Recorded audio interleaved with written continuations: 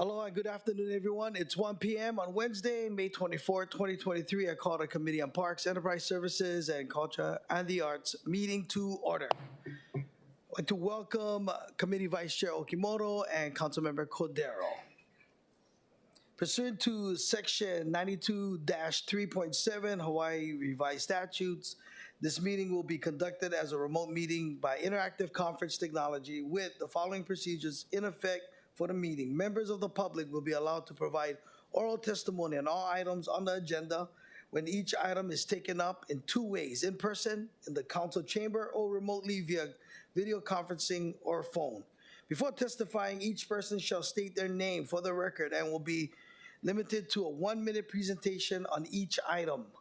All persons who have registered to testify in person will be called upon first. When the timer goes off, please conclude your remarks promptly. Persons who have not registered will be given an opportunity to offer testimony following the registered testifiers. Once in-person testimony is concluded, I will proceed to remote testimony. For persons who are testifying by video conference, when your name is called, please monitor your screen and unmute your audio when prompted.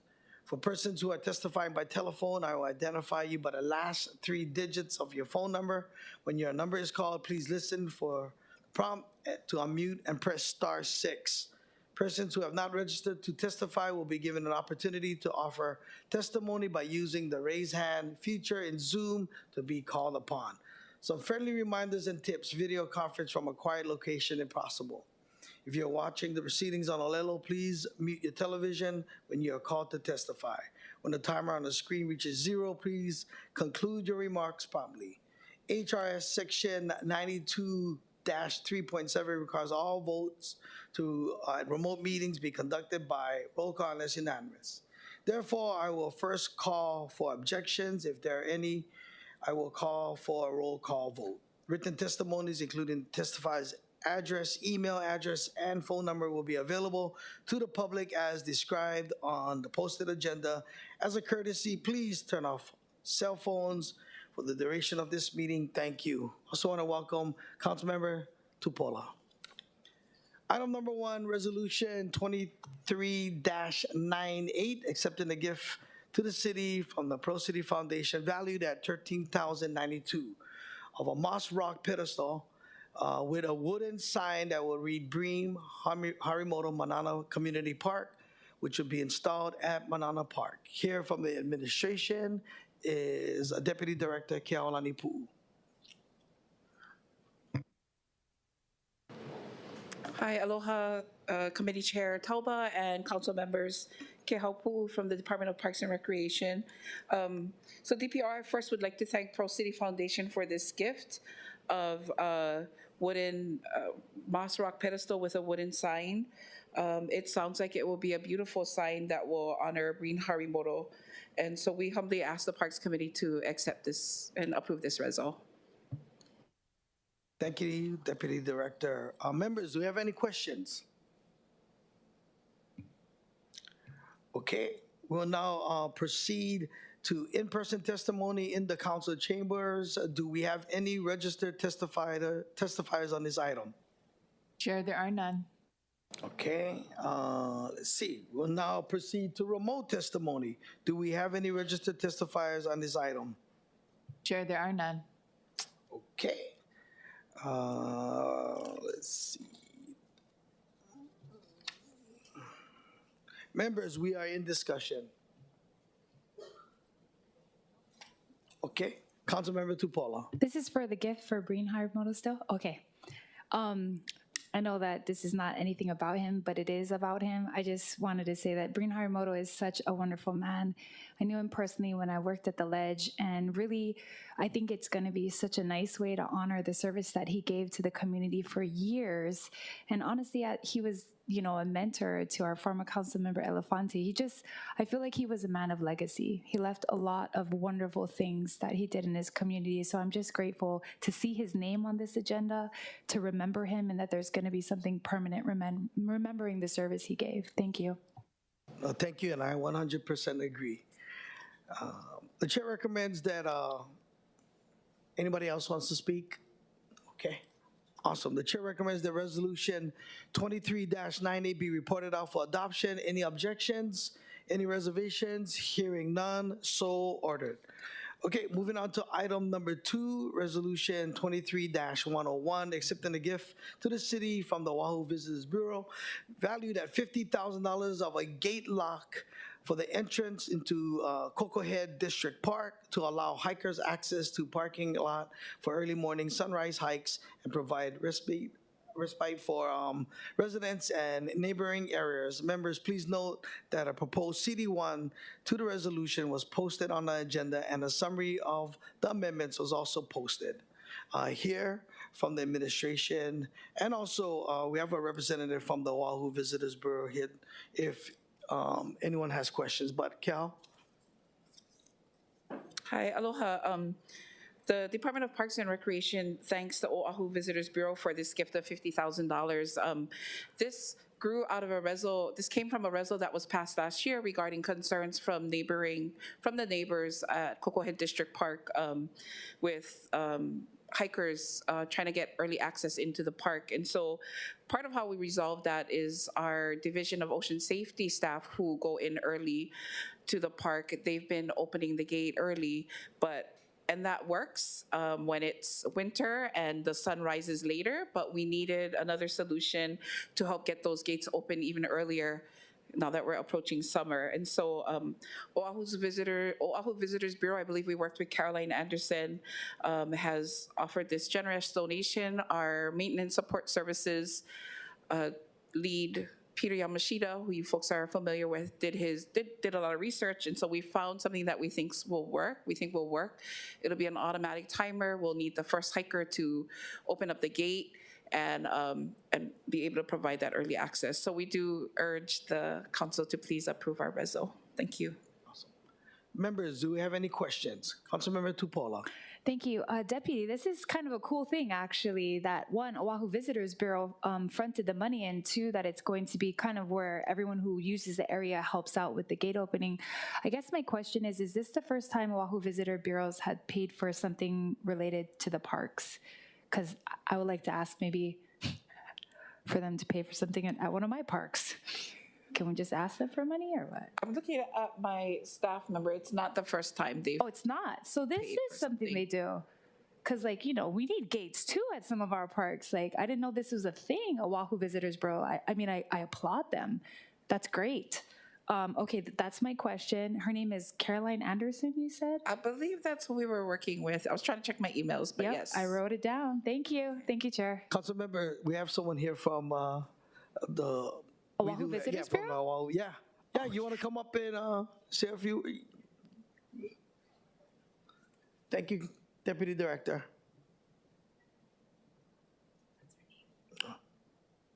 Can you state your name?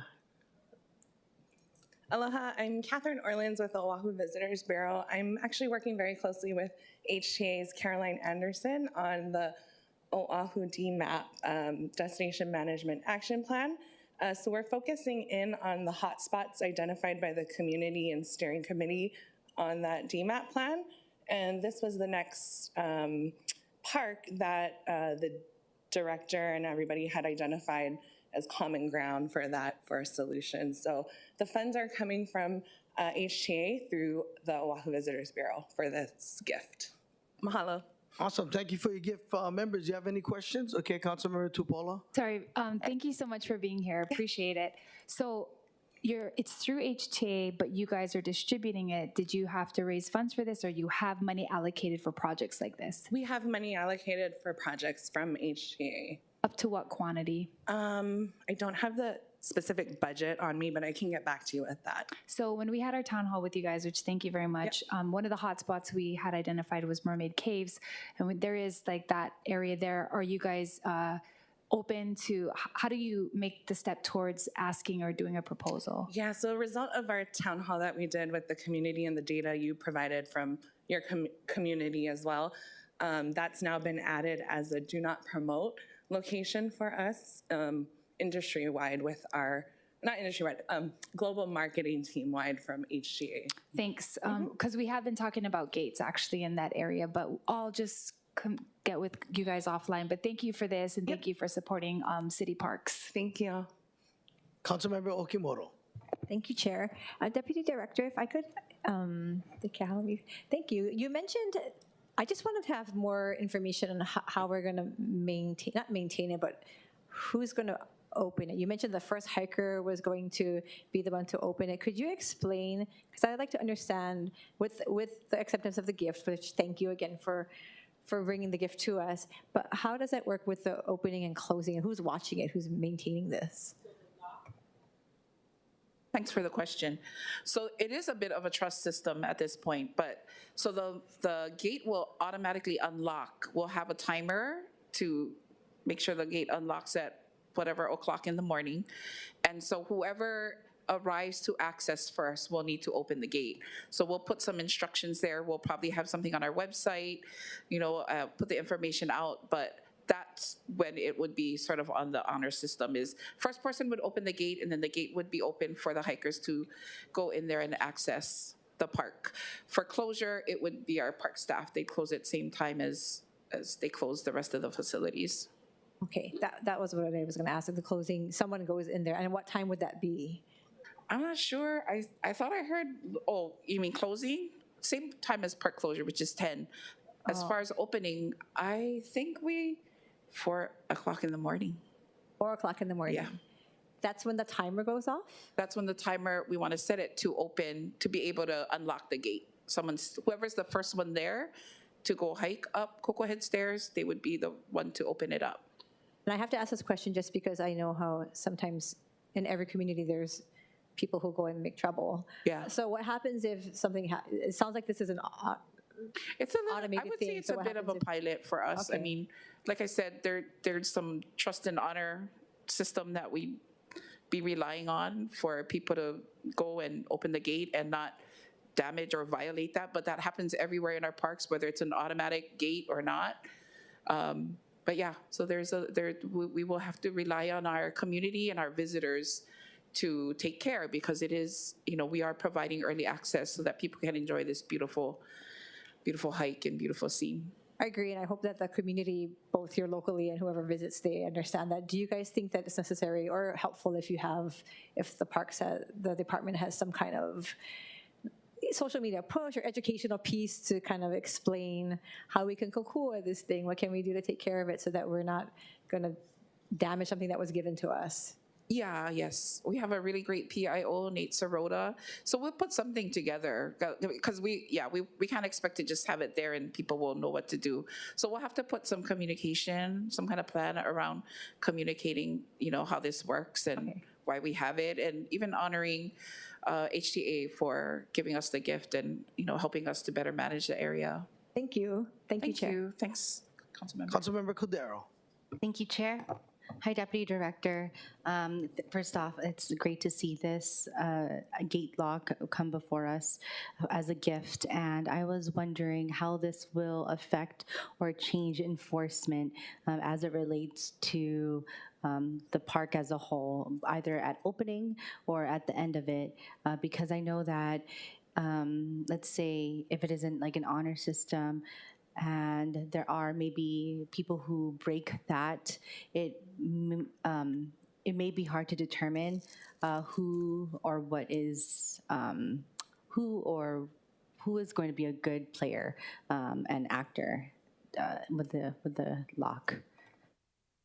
Well, I think that's a problem that it's an existing problem, right? Because we do have, unfortunately, people who damage our facilities. And so what normally happens is, so if we ask park users, if you see something's happening that shouldn't be happening, any criminal behavior, questionable, to call HPD.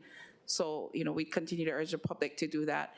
We have, facilities that are broken into and damaged all the time. And, in most cases, we aren't able to figure out who did the damage, and we have to go and address it and repair. So I think that will be, that's something ongoing that we continue to be faced with.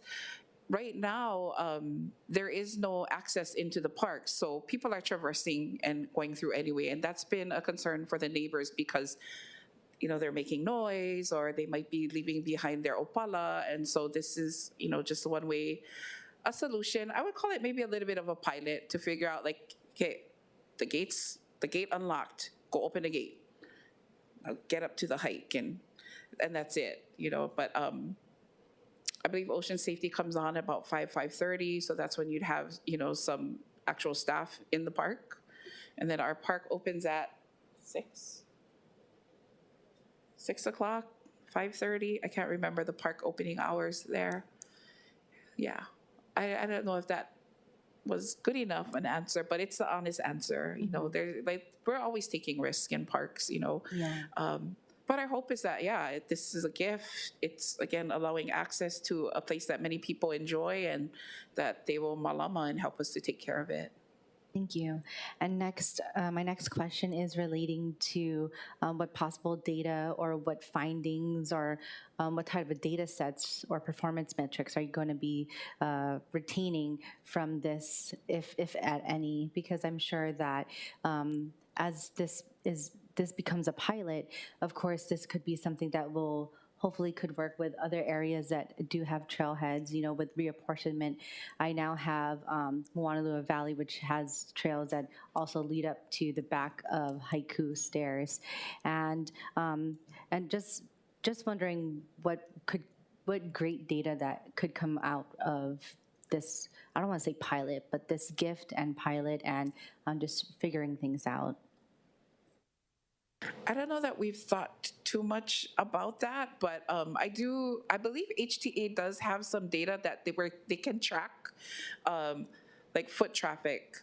Is that a bad way to explain it? I'm looking across, but so they've shared, and that's how they've identified hotspots, is that they have data to show, I think using GPS data, like how often places are visited by locals and visitors alike.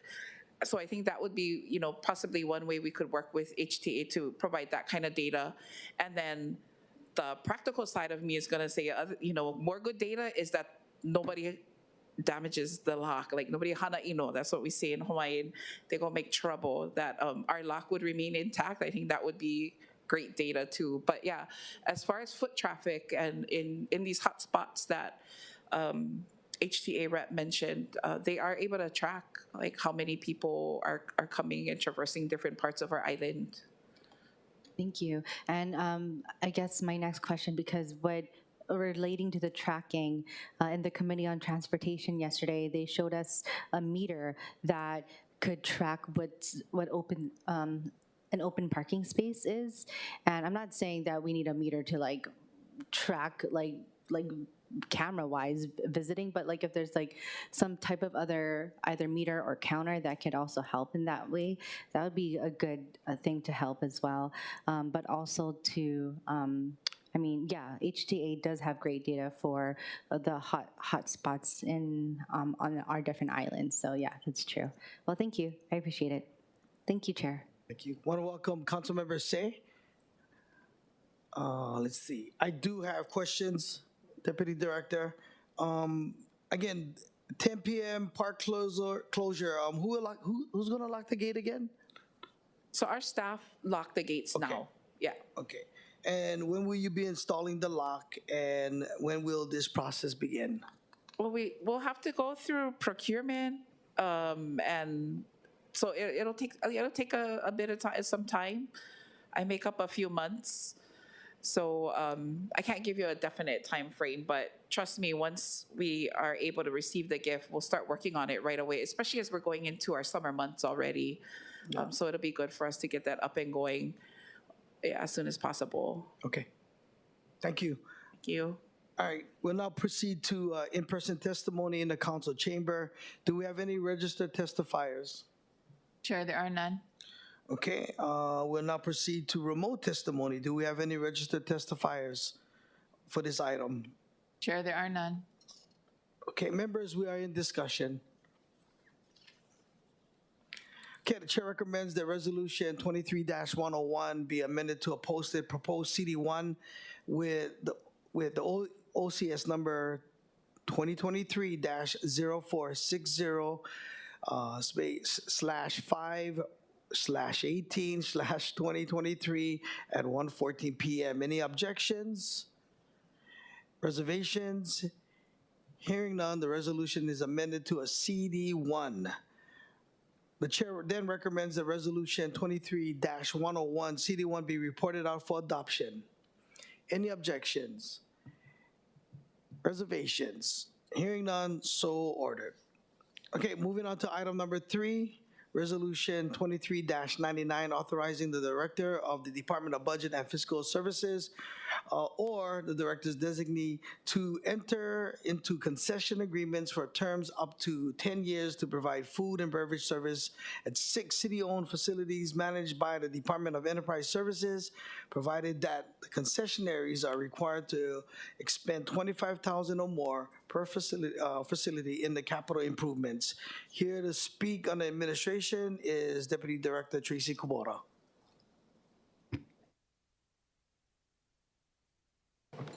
Good afternoon, Chair Toba, members. Tracy Kubota, Deputy Director, Department of Enterprise Services. In support of this resolution, so basically what this does is it allows us to, in our process that we're going to be issuing bid solicitations for our upcoming 6 concessions, which include Pali Golf Course Restaurant, Eva Villages Golf Course Restaurant, West Lot Golf Course Restaurant, Makalino Golf Course Convenience/Pro Shop, Ala Moana Regional Park food stands, and the Kapiolani Park Beach Center food stand. Basically, right now we have the ability to issue concessions for up to a 5-year term, and it requires council approval for anything beyond that. We're asking for up to 10-year terms for these concession bid solicitations so that we could allow for a minimum required $25,000 in improvements, capital investment for these concessions to be able to be usable and succeed, which include anything from equipment to improvements. So we're hopeful that this would be supported so that we could try and put solicitations out that might provide for a longer term to amortize any of these investments and provide for a successful bidder. Thank you. No, thank you. That's a good thing. Members, do we have any questions? Councilmember Say. Ms. Kubota, would this is a request for a proposal, or this is an invitation for bid? It's a bid, so it'd be going to the highest bidder. Okay, the next question is just simply put, this 25,000, is it per year or the 10 years of 2,500? It's for the total duration. Maybe it should be larger to amortize the costs. It's the minimum requirement. Minimum. Wouldn't you like to see a little higher amount? From We 25? could require higher, it's just that for what we need to do to require the minimum of 25,000 for anything that's going to be exceeding the 5-year period. So it might be where we would require higher per, it's just we're blanketing this as the generic amount. Okay, and then finally, the question for me would be, is this a bid that is based upon a flat lease rent of the facility plus a percentage of their profit? It's kind of case by case. Some may be base and some may be based on percentage.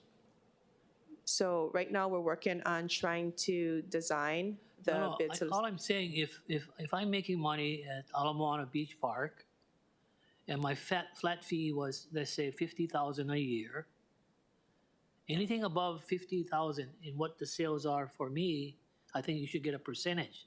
That's what I'm saying. Yes, so we agree. It just depends on how, because some of the concessions we have are difficult to fill.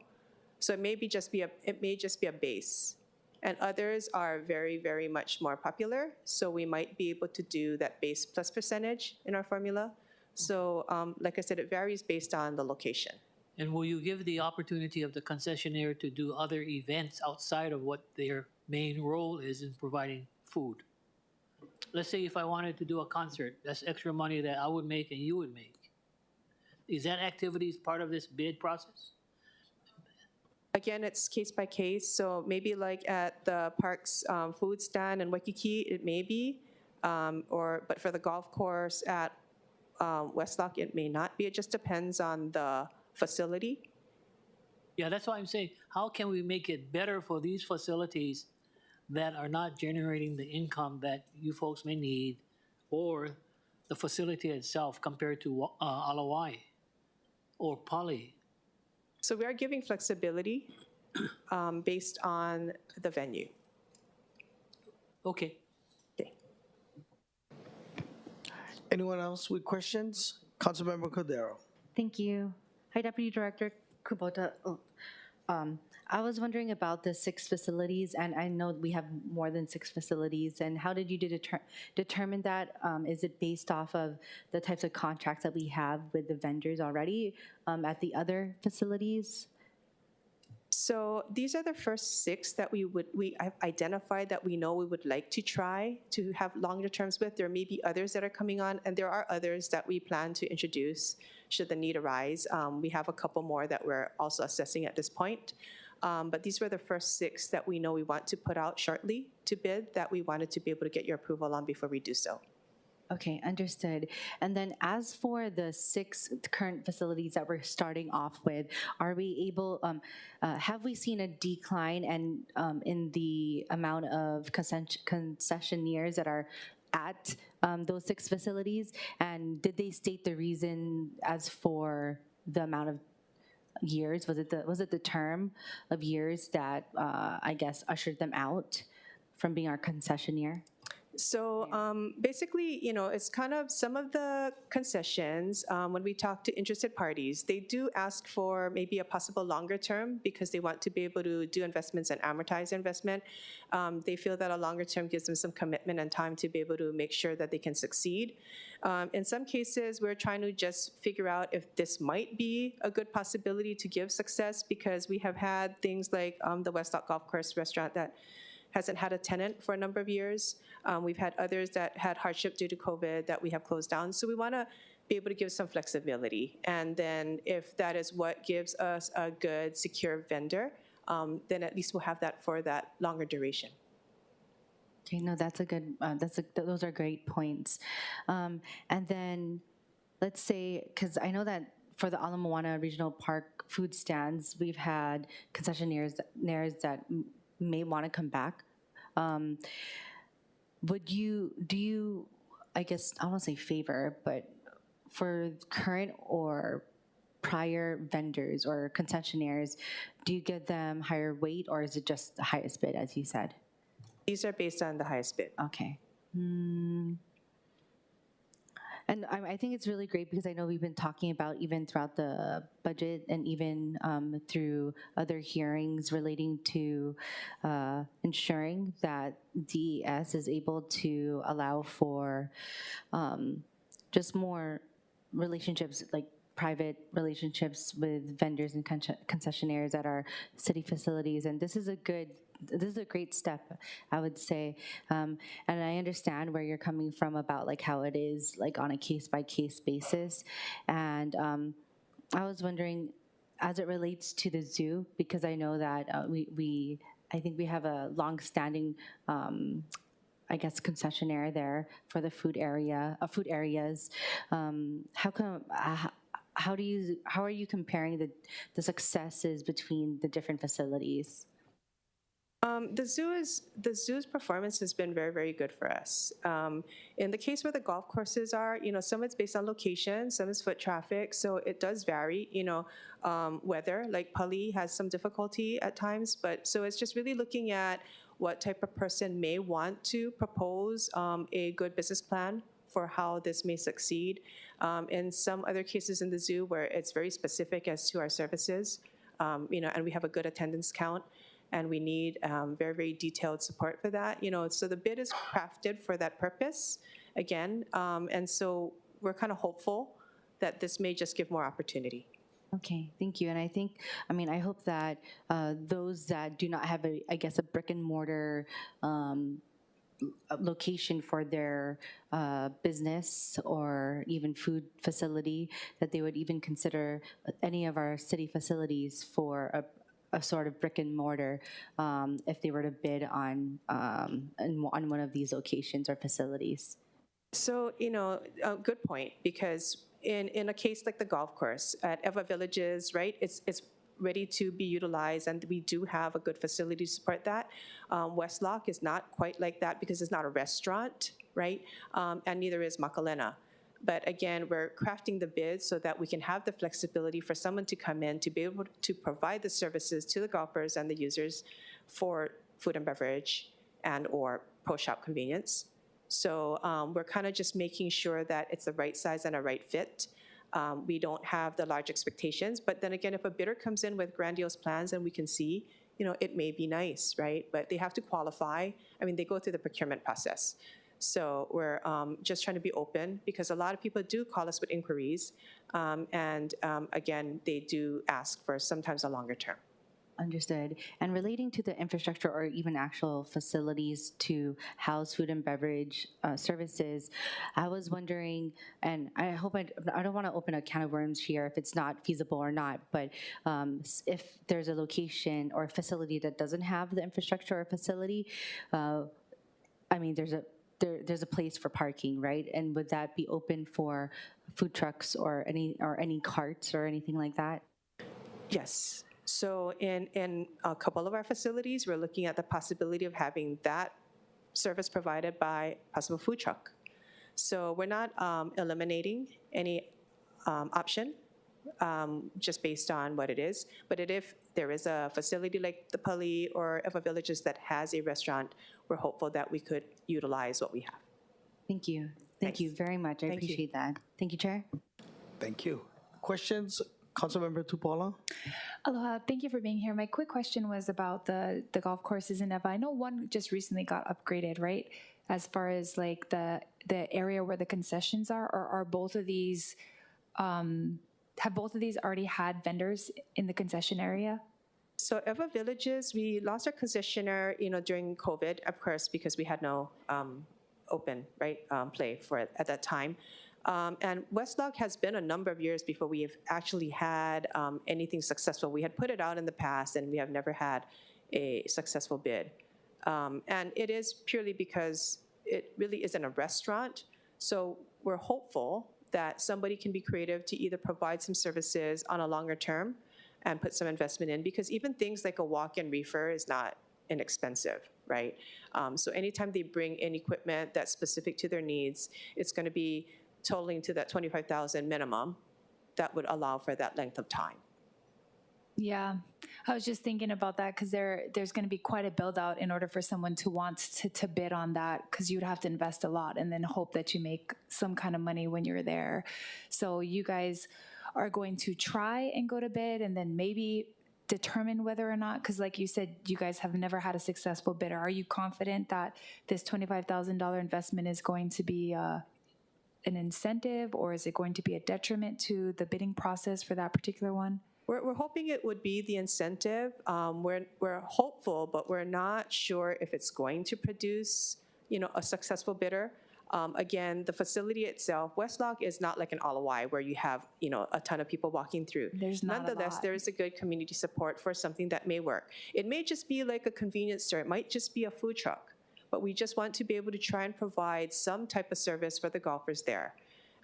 Because it's always something that's asked of us, and we've committed to at least putting something out. We have to try, and we'd like to try to find that right fit. So if there is no successful bidder, are you guys going to consider possibly dropping down the required investment? Like say, for example, it's a food truck and they're not necessarily changing the building, but bringing something in, because maybe that would be a cheaper way for them to start the process of getting clients and then maybe eventually having money to build out?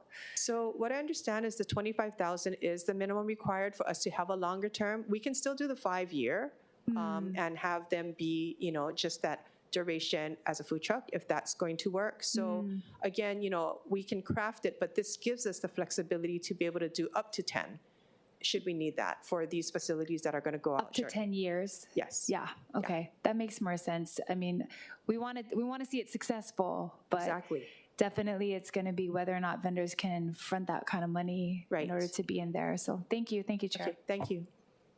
Members, questions?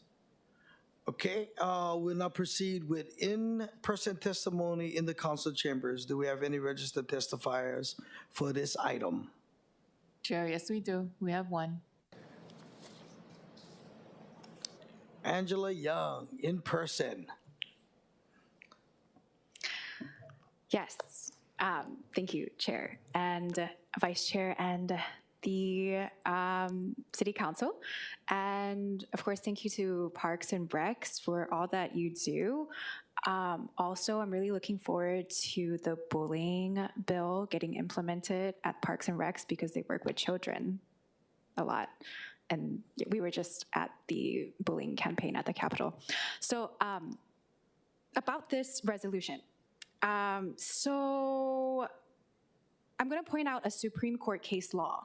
Now, I'm not the sort of person who points out the law to scare people, but to set things right. The law and case law explains to us and shows us what's right and what's wrong. For me personally, I'm not about suing people and scaring people, and I think that sort of action about perpetuating the vicious cycles of the attitude is wrong, the attitude that you haven't showed me mercy, so why should I do the same for you? So I'm not about that. And so I'm going to talk about the law and point out an example. I want to review two case law examples really quickly about charitable trusts. In PDF versus Patty, the law, Hawaii Admissions Act, Section 5F, points out that charitable land trusts have very specific parameters, and it can only be used for public school, educational institutions, advancement of Native Hawaiians, as defined in the Hawaiian Homes Commission Act, and development of farm and home ownership on a widespread a basis as possible for making of public improvements and for the provisions of lands for public use. The public land trust is recognized in the Hawaii Constitution, Article 7, Section 4. And in another example, Preservation Society versus City talked about a lease of a concession stand for Kapiolani Park, which is a charitable trust, and that park is in question in this resolution. So if my interpretation is correct, and the lease is not a license, but it is for the purpose of disposing a portion of the park within a lease, then that is not the original intention of the donor of the charitable trust. And I really advise to talk to the Attorney General, who is the parents patrie of all charitable trusts, who will know what to do for the 9 council members who are the trustees.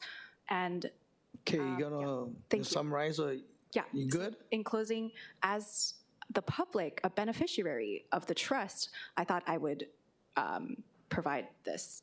Awesome. Yeah. Thank you. Thank you, Angela. Any questions for the testifier? Okay, I will now move on to remote testimony. Do we have any registered testifiers on this item? Chair, there are none. Okay, members, we are in discussion. Okay, Deputy Director, when it comes time, can you please provide the council copies of the concession agreements and once they are executed?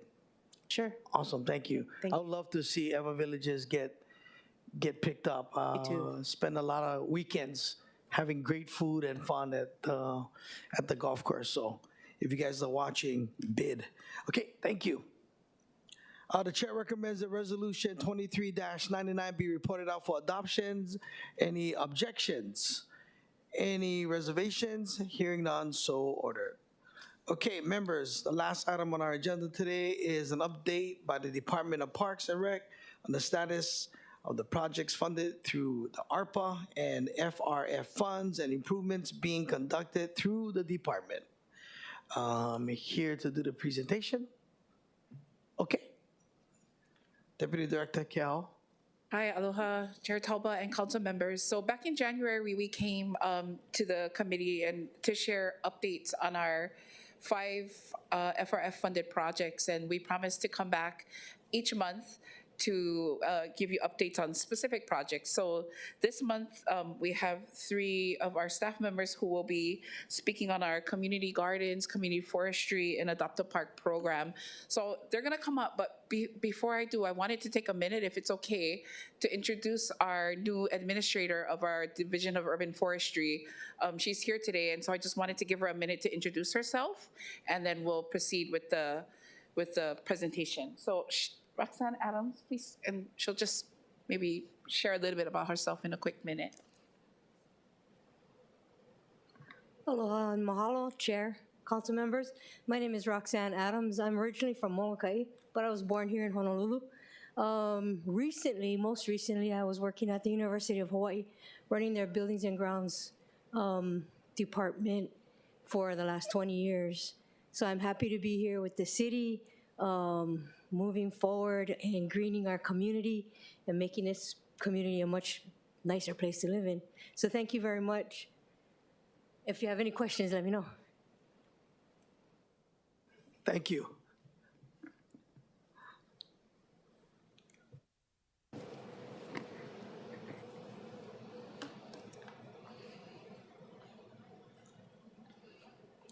Good afternoon, Chair, Council members of the committee. My name is Anna Mines. I'm the Community Gardens Project Manager. My name is Emily Perry, and I'm the Community Forester. Hi, I'm Katie Kazin. I'm the Adopt a Park Project Manager. And we are presenting here together today under the larger umbrella need for improved pathways and more pathways to steward our lands collectively, community with the Parks Department. There is an interest and a need for planning opportunities on city lands and specifically park lands. In fact, a lot of planning by community groups and individuals is already occurring. And while in the past we've been reactive to this ARPA funding and our positions allows us to be really proactive, to plan and to go forward together.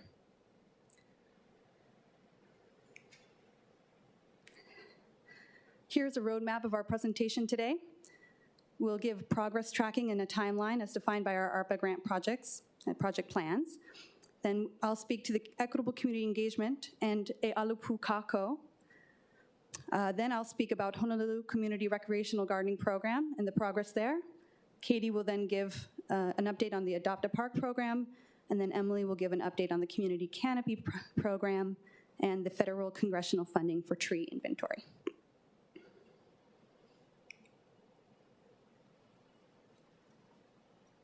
So this is a visual representation of our overall plan goals, outcomes, and tasks for projects. As you can see, we've accomplished some and are really in the thick of it with significant progress made on many of our goals, still more to come, and we'll each touch on more individually. And I apologize, switching to PowerPoint here, there's some minor changes to the formatting. So we're going forward in time, not backwards in time. Okay, so when discussing our various projects, we like to start with defining what community engagement is. And the definition the Parks Department has adopted is the intentional process of working with groups of people affiliated by geography, special interest, or similar situations to address issues affecting their well-being. Engagement styles fall on a spectrum ranging from informing, consulting, and involving to collaborating and empowering. To be successful, engagement plans must be grounded in and sensitive to the context specific of the community. And again, the reason our positions exist is really tied to land stewardship through volunteer programs, whether it be gardening, restoration, beautification, litter cleanups, or planting and caring for trees, through collective action with the Parks Department and the community. And community engagement is not only the outcome, but also a part of the planning process when assessing how to best move forward together, which we'll elaborate on in a moment. I also like to caveat this, before we get into the details, that the fact that community engagement for land stewardship through volunteering is not the only form of community engagement at all. It's just one, but nor is it the only way to best steward our island. And again, it's an important part and one part of the mosaic of solutions. And another thread that connects these programs that I want to share is equity. And equity is best explained when situated next to equality, and I apologize, that's quite small, but equity means custom tools that identify and address inequality, while equality looks like evenly distributed tools and assistance. And throughout today's presentation, we'll indirectly reference these tools when discussing how we collect information or data tools that help us understand where to prioritize these programs and how to make them more inclusive, or communication tools such as website accessibility and translations, just to name a few.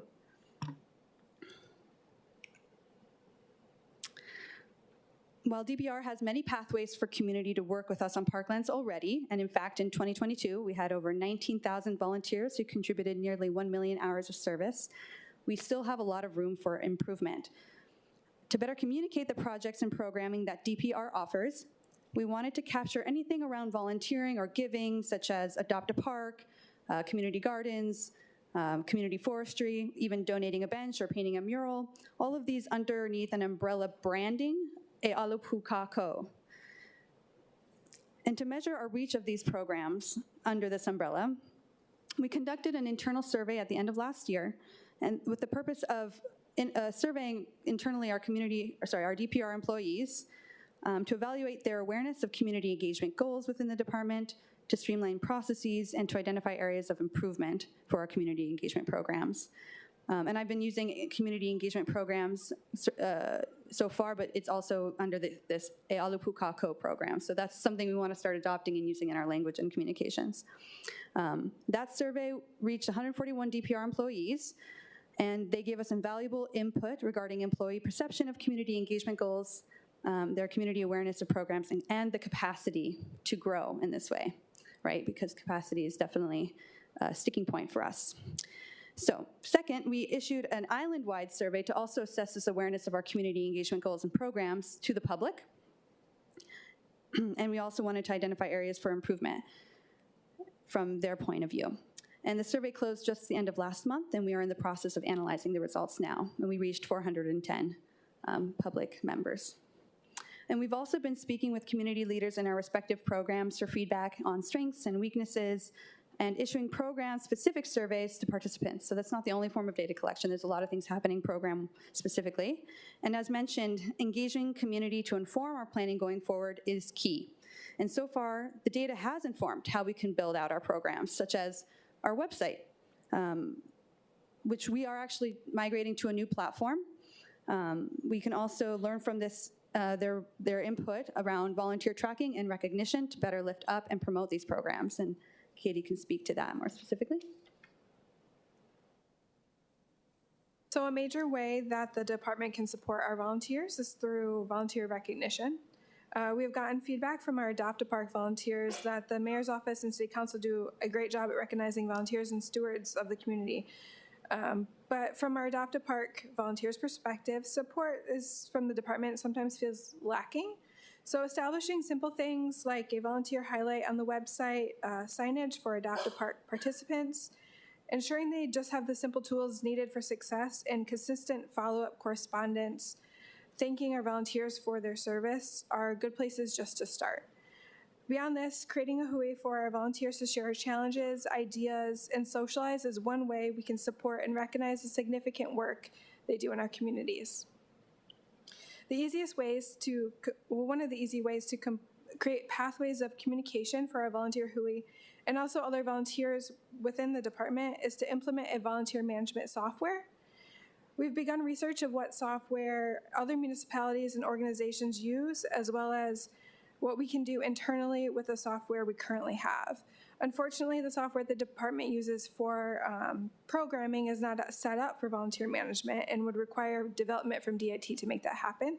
So we're looking at all the viable options right now. The E Alupu Kako program is really focused on the ways the community and the Department of Parks and Recreation can partner together to activate parklands and create more vibrant communities. More and more organizations and volunteers are reaching out to the department, asking how they can take on larger projects, develop programs, and even support and supplement what DPR is already doing. These requests often fall outside of what the programs that we currently offer, including Adopt a Park, and the steps the citizens have to take are tedious and the process is murky. So oftentimes this results in frustration with community and internal staff. The community wants to do impactful work, but we don't have the staffing to work with the volunteers well and educate them on these things. For example, we have some volunteers who host large events with their cleanup projects, and they're having a hard time just trying to figure out the steps to take and when to take them. We have found through our research, starting with our internal survey, external survey, focus groups, and just open discussions with those that are already looking for avenues to partner with DPR, that having a position dedicated to fostering, growing, and supporting strong partnerships in a major way is critical. Our volunteers are directly asking for a go-to person to assist them along their journey and ease the difficulty of the various pathways they have to take. We've researched other municipalities that have similar positions that do just that, such as New York City and San Francisco, and we have started to work on what a community liaison position for the department would look like. We're excited to bring this proposal forward and work with council members to bring this community liaison position to fruition.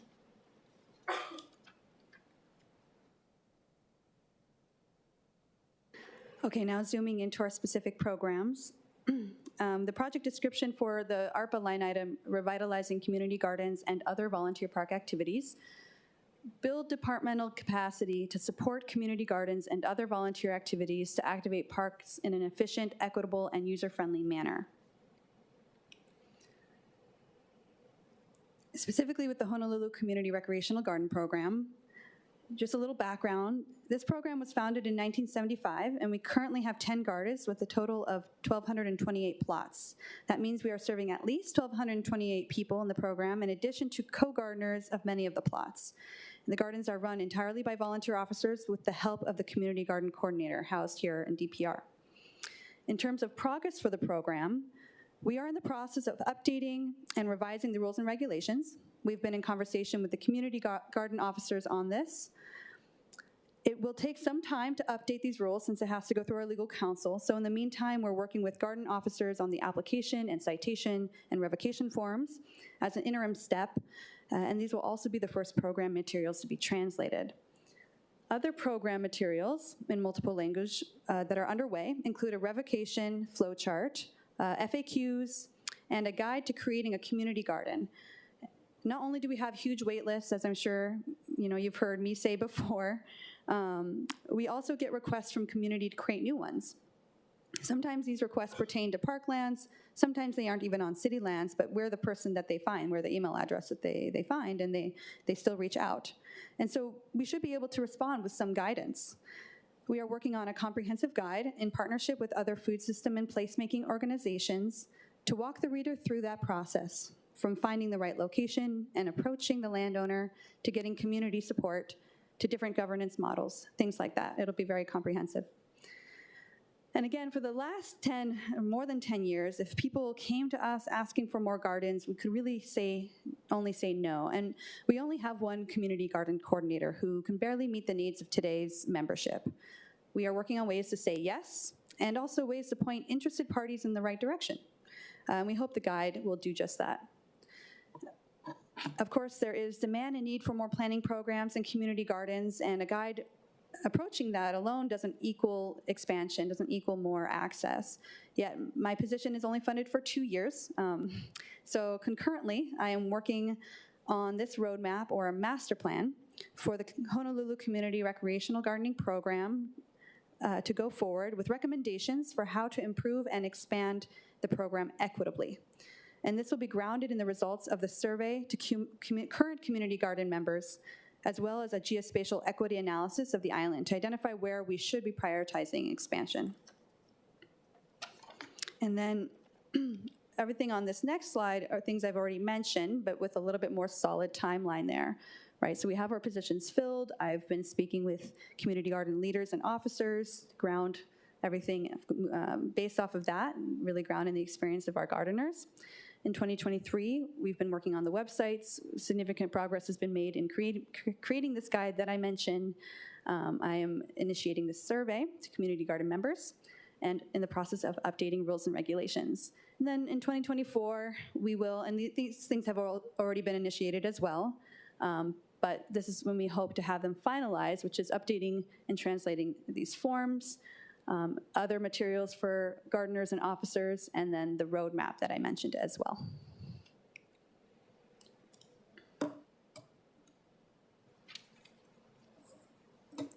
As we work on laying the foundations of this community engagement program, or Aela Pukako, we are really working on ways that we can say yes to projects that historically we have said no to.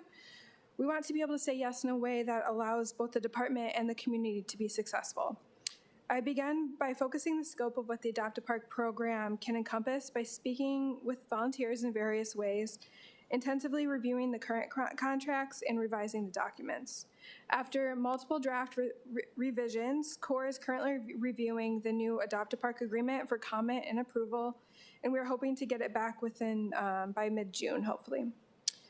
Having a strict scope of what Adopt-A-Park can encompass will reduce lengthy timeframes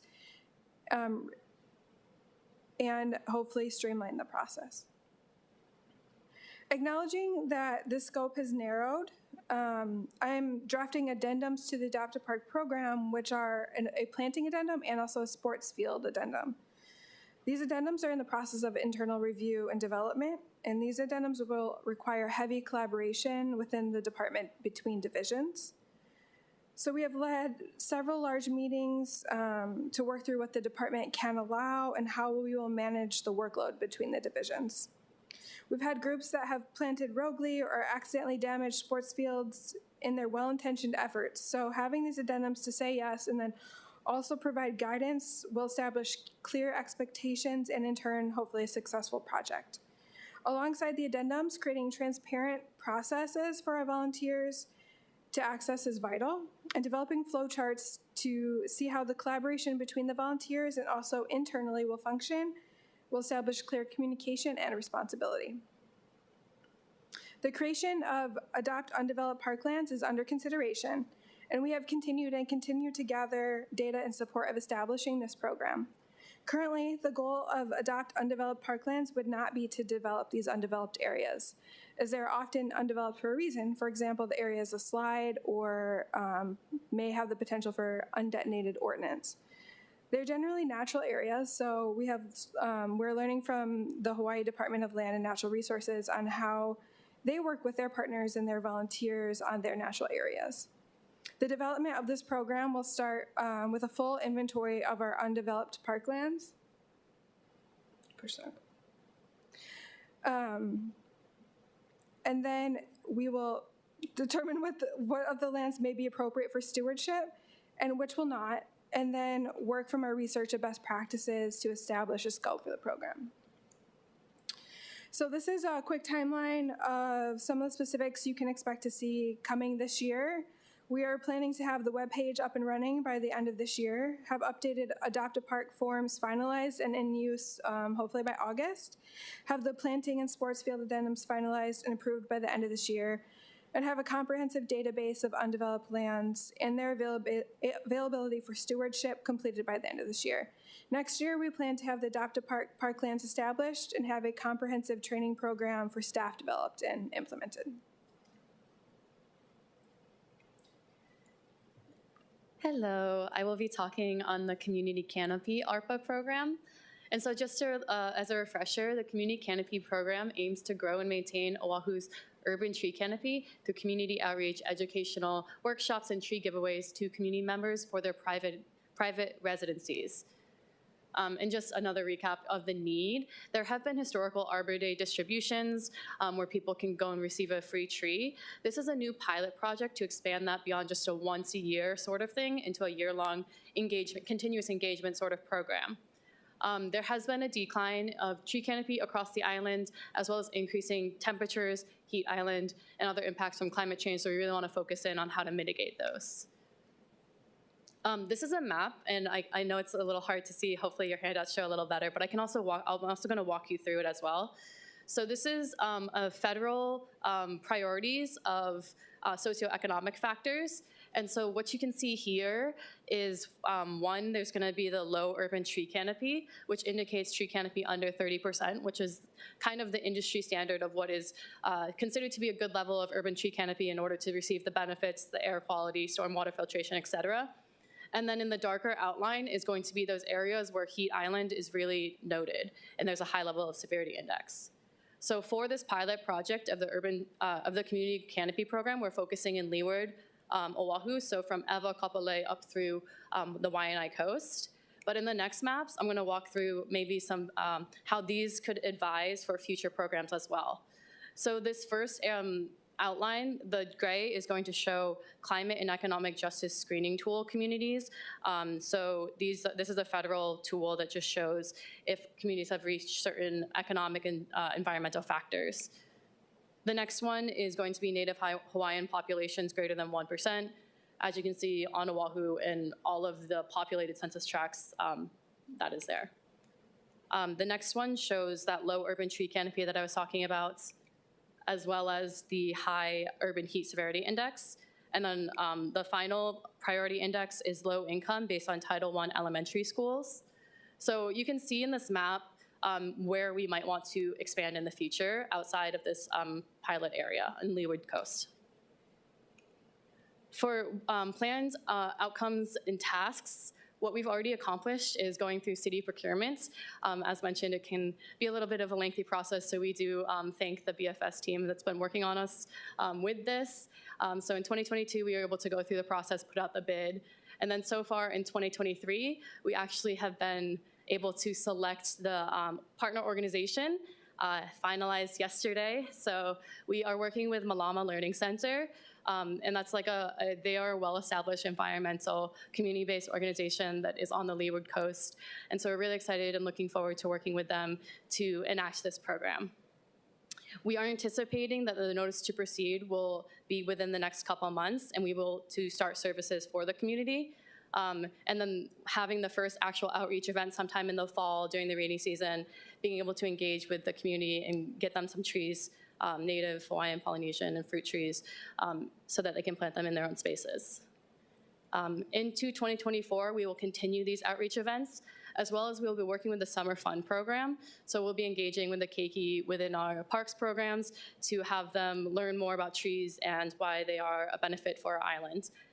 As well as finishing out through 2024, 2025, we are gonna have a program analyses to look at where we can improve, what worked, what didn't work, so that when we replicate this for the future, we'll have data and information to advise that. And that also includes a community piece, right? Not just with our own metrics, but what the community thinks we can do to better improve the program as well. The next project I'm going to talk about is going to be, it's not ARPA funded, but it is the congressional funding from Congressman Case. And so this is for the city street and park tree inventory. And so the goal of this project was to build out a comprehensive tree inventory and obtain a modern management software for our city, park, and street trees across the island. So where we are with that is we are also going through the procurement process. We've been working through that through 2022 into 2023. We are waiting to finalize the tree inventory software. It has been selected, but we're working with BFS to finalize that, as well as the actual inventorying, where we are gonna select a vendor to go out and mark our trees, basically tell us how they're doing, the status of them, the health, all that. That closed last week, so we'll be working to review the RFPs and select a vendor, and then later this year to actually have the boots on the ground inventorying the trees. And then into 2024, continuing that inventorying and also have an analysis at the end to just kind of see, did we complete everything we wanted to, what would be next, how much is that gonna cost, so forth. And with that, I would like to thank the Parks Committee for having us and come and talk about our different projects. And if you have any questions, we are open for them now. And we also have our names and contact information as up there too.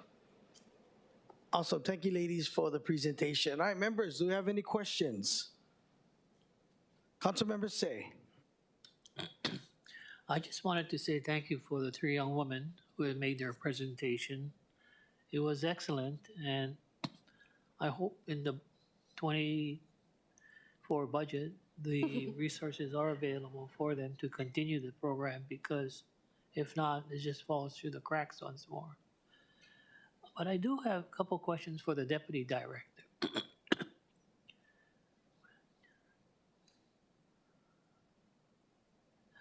Aloha. My only question is just that I hope we do have follow-ups after this particular 3 reports are completed, since since these are all ARPA-funded positions. I just bring that to the attention of the Parks Committee members. But yeah, just keep up the good work. I think you folks are just spread out too thin sometimes. Thank you, Councilmember Say. Did you have a question in there, or were you just making a statement? I was just making a statement because I've been very fortunate to participate in a lot of these 3 different areas. Is it for the canopy the canopy group. That's Dan Donnell. Is Dan Donnell part of the program? Trees for Hawaii. Ms. Perry. Can you please repeat that a little bit louder? I think we did have a budget proviso last year for Trees for Hawaii. That was Dan Donnell who was in charge or something. Trees for Hawaii. Is that Trees for Hawaii's future? I beg your pardon? Oh, okay. Yeah. So we are going to be working in the next proviso, or there was in the CD1 a proviso, and so the community canopy program is focused on private residencies, but I think this will kind of help establish a relationship with the community. And as Anna and Katie talked about, we're working on the Adopt a Park program so that we can also increase canopy within our public park spaces too. So yeah, we look forward to working with council and partner organizations to do that as well. Okay, and another point for me was that for Anna, Emily, and Katie, and for the deputy director, I think if there's any shortcomings in the program that you folks are doing, three of them, we have not identified properties that are assigned to DPR that we are not even considering maintaining.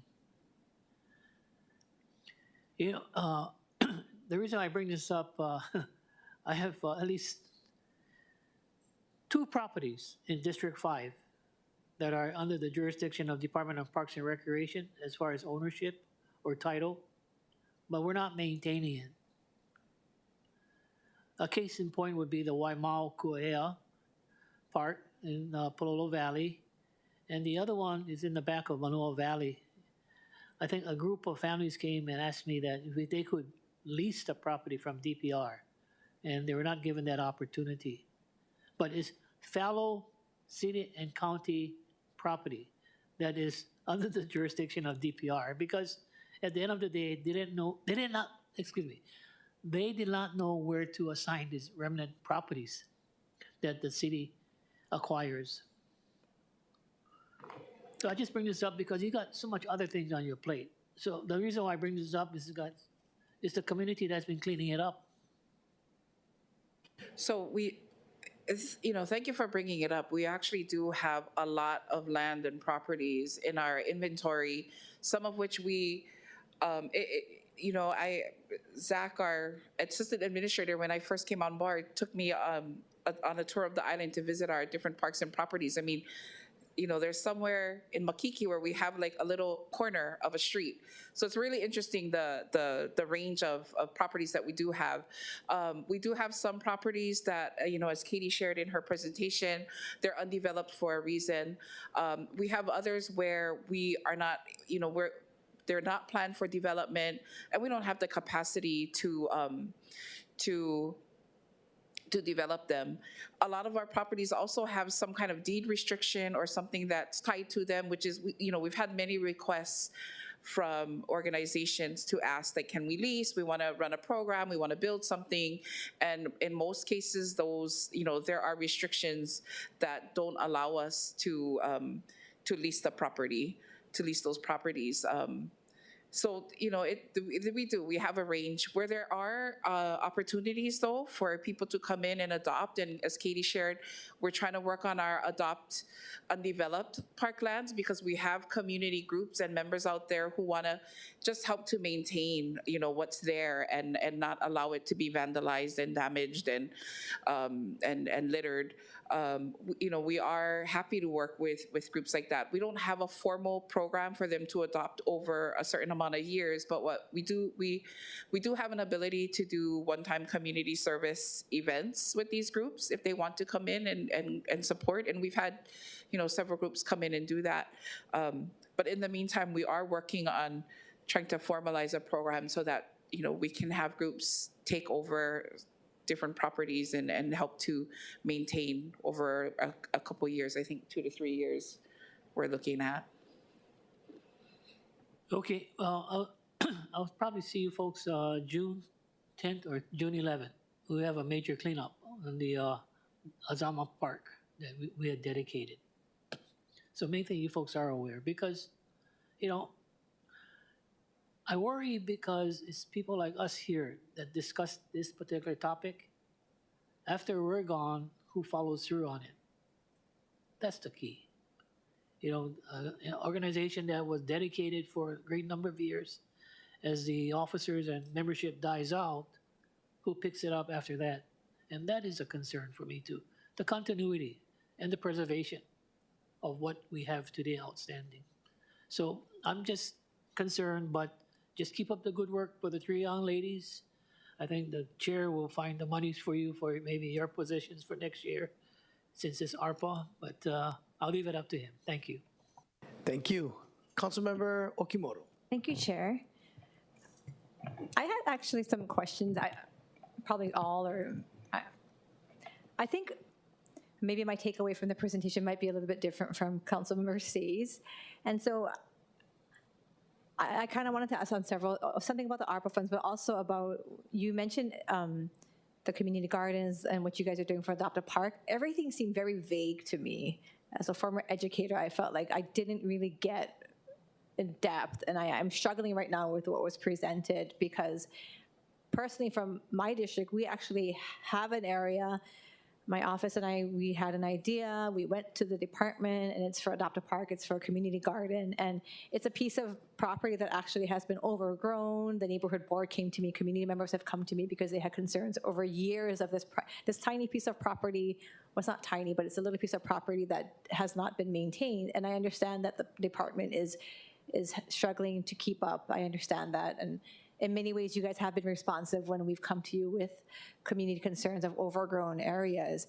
But I'm trying really hard to understand exactly what you guys are doing, and forgive me for not getting that from the presentation. But if all I'm hearing is just really vague stuff, and I'm getting told that there is community gardens, project manager, there is Adopt a Park, but yet when we have come to the department asking, we have ideas, we want to do this for the community, kind of to take away part of the burden that you guys have had to bear to see what could we do. We have, I think CHNA came out with us, a nonprofit came out with us, and now we're waiting, and we've kind of been following up. So I'm struggling trying to figure out how we can bridge this gap. And while you did mention that with the Adopt a Park and with the community gardens, you're understaffed and you don't have somebody who can work with the volunteers, what can we do to address that? Because to me, I'm not okay with this continuing on year after year and just getting told, well, we don't have the personnel for it, so we're trying to figure it out. So could you help me kind of figure out how we can address this concern? Thank you for your comments, and then the ladies can come up and speak after. I think a good page for you to take a look at would be their overview, because that's where you can see some, I guess, concrete deliverables out of this project. So for community gardens, so personnel does continue to be a challenge for us, and something that we are actively trying to address through some vacancies. But some of the areas, so first of all, what these ladies did, I think, is a really great thing. They went to community to get input so that the projects, the actions that they take can be informed by data, right?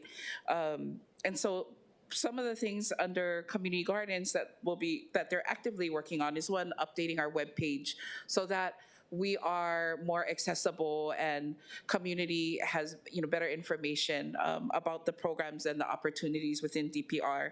The other thing, as you can see in the overview, is updating our rules and regulations for community gardens. And community gardens, it's not, some people might think it, you got the aina, give me a little square and I can plant my stuff and we're good. But they are highly regulated. They have boards. There are rules that our gardeners need to abide by. So it's a very, I think, complex system, and it needs to be, right, in order to maintain some kind of order.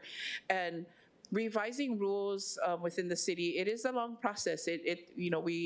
We go through our own revisions, Corp Council, I believe we have to come and get approval here.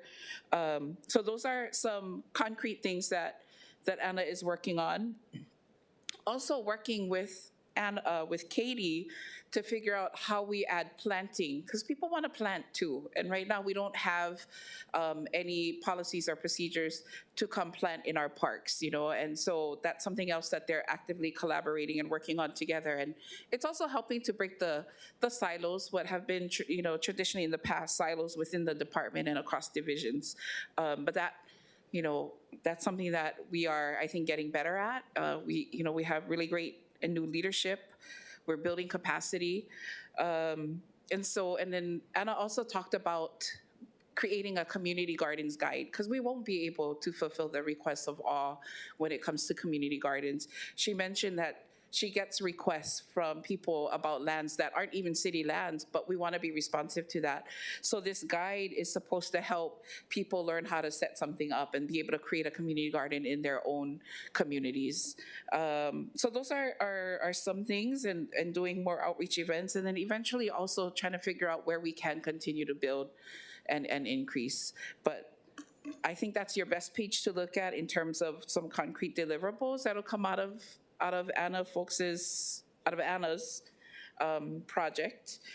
And then for Adopt a Park, she's refining. We are refining our processes, trying to learn like what is the perception of community when it comes to being able, when it comes to coming and engaging with us. And it hasn't been all good. I mean, we've had good input and we've had honest feedback.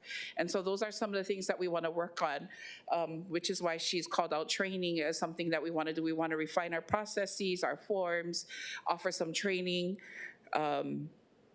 She is in a contract position right now. Our civil servant position is vacant, and so the only other person we have is Scott Kaeo, who's actively working in this project, which I think some of you know. I know council members say knows him.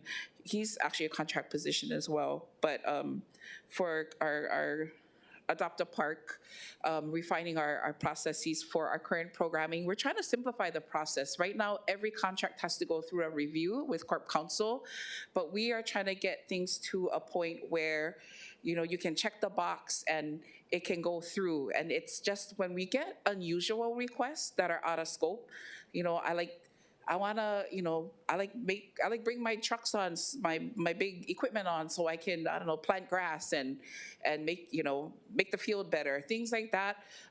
Those do require a review by Corporation Counsel, but what we're trying to do is also simplify our processes. Again, work to create opportunities to do some planting in parks, because we have some parks where there's a banana tree over there, or there's, in Hunananiho, we had a woman who planted, but there are currently no guidelines or policies for that. What else are we working on about?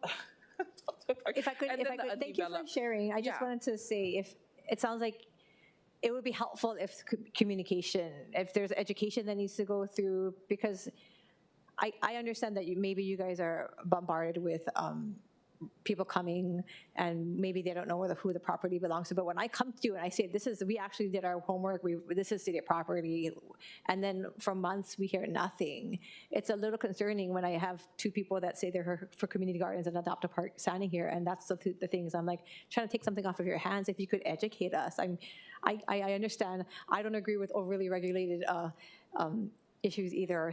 I'm with you on that. But if that is the case, what can we do instead of just hearing nothing and then having a repeat of what's happened in the past with this piece of property where it gets overgrown and my community comes to me again and said, this land is always like this, it never gets taken care of. So that would be really helpful. I apologize that you haven't heard back on that request. And so I urge you, email us. You're a council member. Feel free to reach out directly to Laura and myself, and we'll make sure to address it. We try our best to be responsive. We're overwhelmed. There's a lot going on, but we do try to be responsive, and we embrace, offers of support, especially when it comes to taking care of our park. So reach out again. I will continue. Yeah, and I did understand. I did know before we did this that you guys were understaffed. So that's why I thought maybe we could work together, but we'll continue. My second question, thank you, was anything more with the ARPA funds? Because I think that's what I thought this was about, the ARPA funded projects. Again, forgive me if I missed it, but if you could give me specifics on what projects are ongoing and when are they expected to be finished, because there's about $253 million unused FRF funds that are unspent right now, and from what I hear, a lot of the positions are being funded by ARPA funds, but I didn't hear many things. Again, maybe you could share with me, what are we doing for long-lasting infrastructure, things that are actually going to stay within the district versus just personnel? For continuity. So, what the ladies are doing here, they're trying to build systems and processes, and build capacity within our department that will outlast people and positions. And that's, I want to share that's something that we're trying to do department-wide. Laura has been training our administrators on how to build CIP and operational budgets, something that hasn't been done in the past. So anyway, for these specific projects, so community gardens, Adopt a Park, and our tree canopy, the one that will focus on the Waianae side, building up our tree canopy, those are 3 ARPA-funded projects. And so our ARPA funds, I believe we have to encumber by 2024, so we have until the end of 2024, and then we can encumber and end at 2026. So I'm not sure about these Emily's contract. So she has a contract. If they're going to encumber beyond 2024, it looks like they are.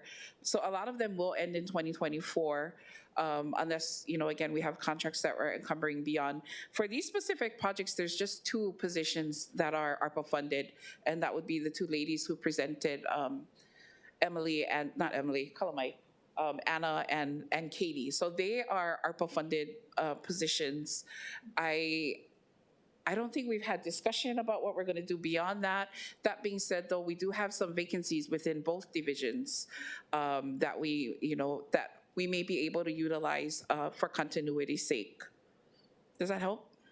Yes.